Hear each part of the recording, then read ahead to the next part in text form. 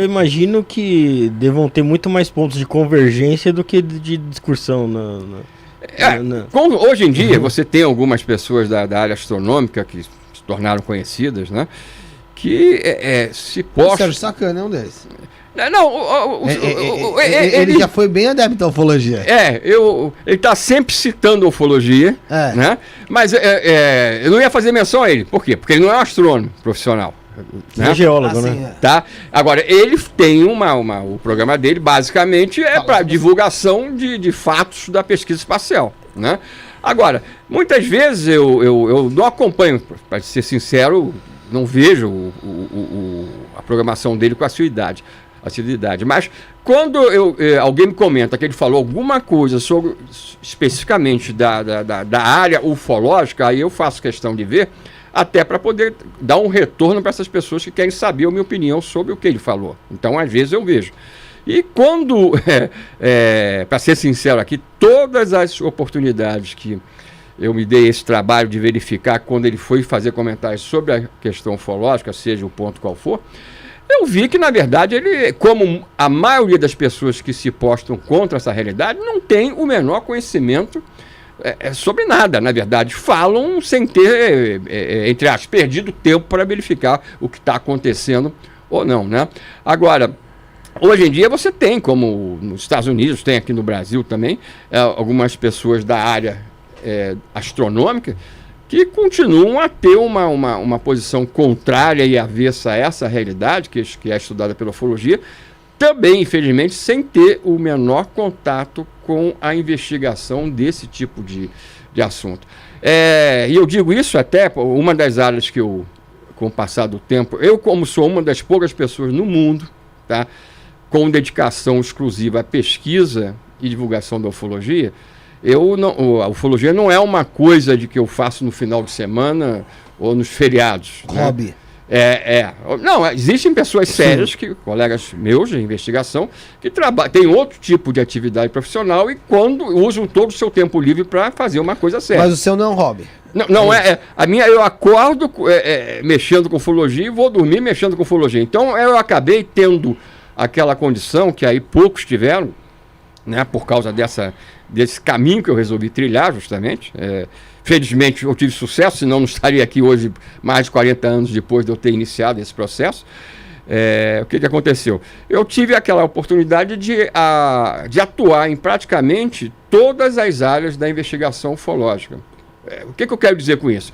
Por exemplo, eu me envolvi bastante com casos de investigação ligados ao processo de abdução, a questão da chamada UFO-arqueologia ou da presença alienígena no passado. Foi o meu início, ou iniciar nesse tipo de atuação.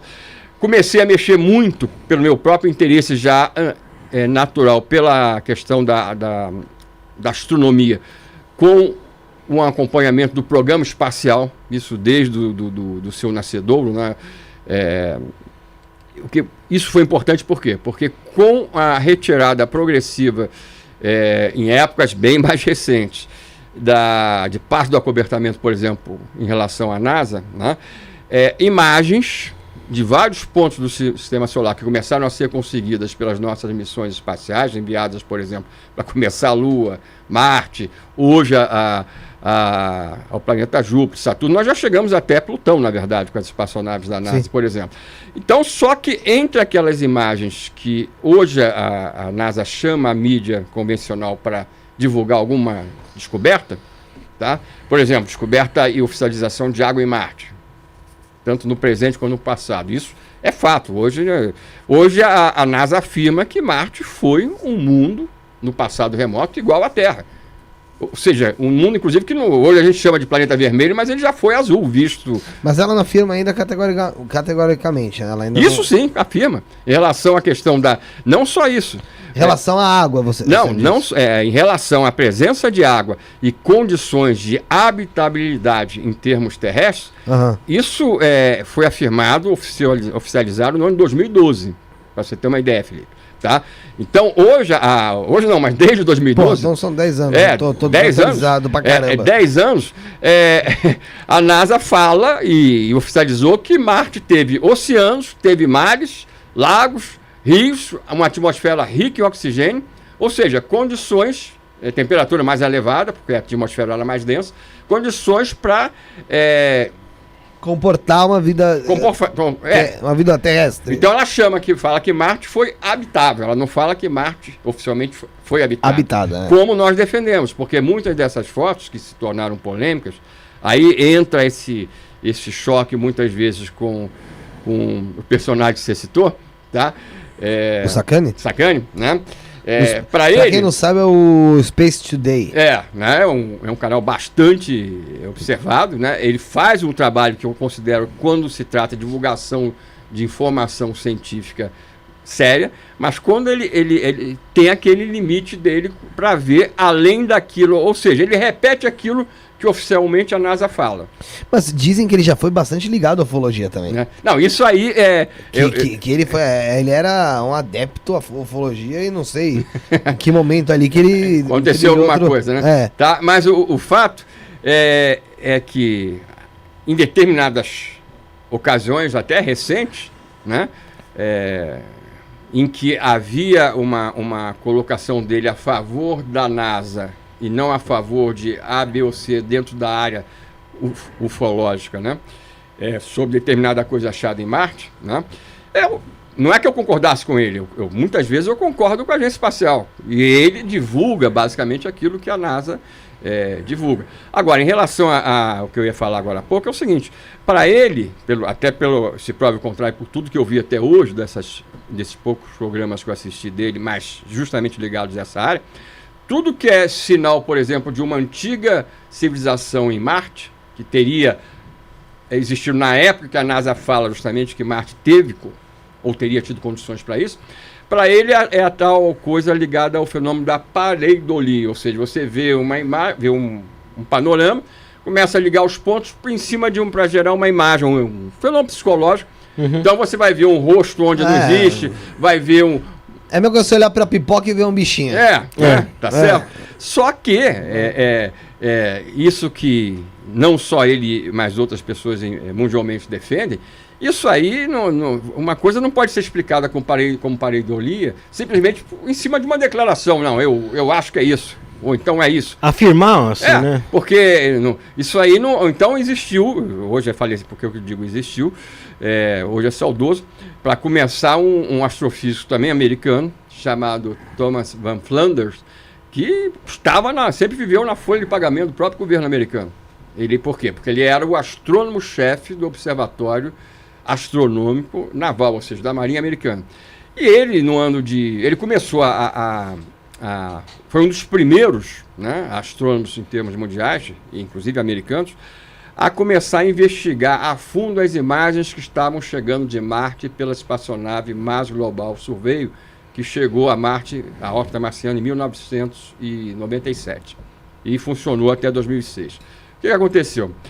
Ele, como eu e outras pessoas, pesquisadores independentes, percebemos que entre aquelas milhares de imagens que estavam sendo postadas pela NASA, haviam claras aí evidências, imagens de alta definição, mostrando aquilo que nós deduzíamos como sendo sinais dessa antiga civilização. Ruínas.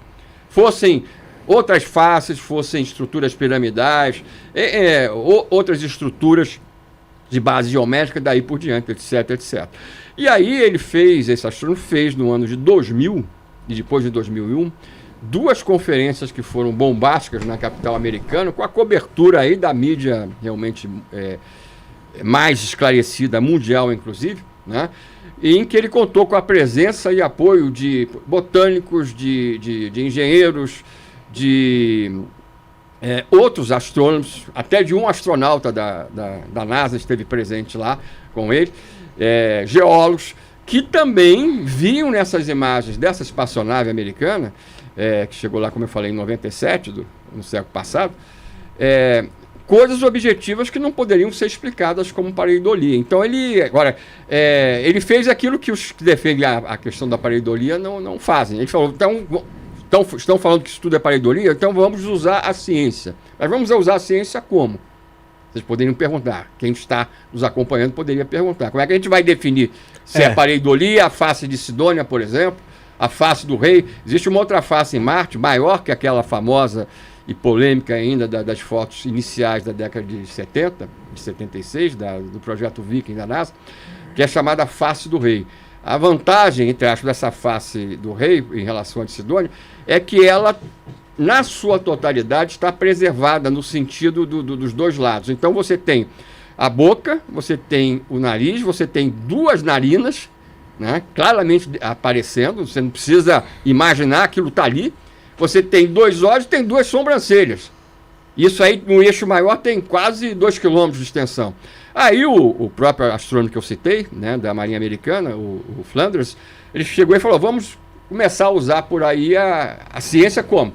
Vamos calcular matematicamente as possibilidades da geologia marciana, né, dentro de uma causalidade, poder produzir uma coisa com uma simetria perfeita dessa. Aí você chega naquela proporção de uma possibilidade para milhões e milhões. E aí ele foi fazendo esse trabalho conjunto, né, com auxílio de outras pessoas da área também. E aí hoje ele é um exemplo desse tipo de coisa, quando alguém chega para mim e fala, isso aí é uma pareidolia. Olha, eu tenho mostrado desde, a gente falou de 2012, né? 2012, no final do ano, justamente logo depois da NASA ter oficializado condições favoráveis à vida, inclusive semelhante à nossa, no passado de Marte, isso aí aconteceu como? Aconteceu através do rover Curiosity, e tinha pousado no dia 5 de agosto daquele ano, dentro de uma cratera marciana de 154 km de diâmetro, chamada Gale. Mas por que eles pousaram lá com esse rover? Eles pousaram lá porque essa cratera é um dos pontos que a NASA coloca hoje como no passado tendo sido coberta por água. Essa cratera foi um lago de 154 km, segundo a NASA, no seu eixo maior. Então esse rover foi para lá para justamente provar o quê? O objetivo dele, qual era? Se Marte, a partir daquela posição do pouso, teve realmente condições favoráveis para a vida, ou seja, foi um mundo habitável. E ele, com menos de 2 meses de atuação lá, fazendo análises químicas da superfície, tá? Existem fotografias de sinais também de ruínas que ele obteve, como uma miniatura de uma pirâmide, que eu localizei a dezenas de imagens que a NASA obteve, né?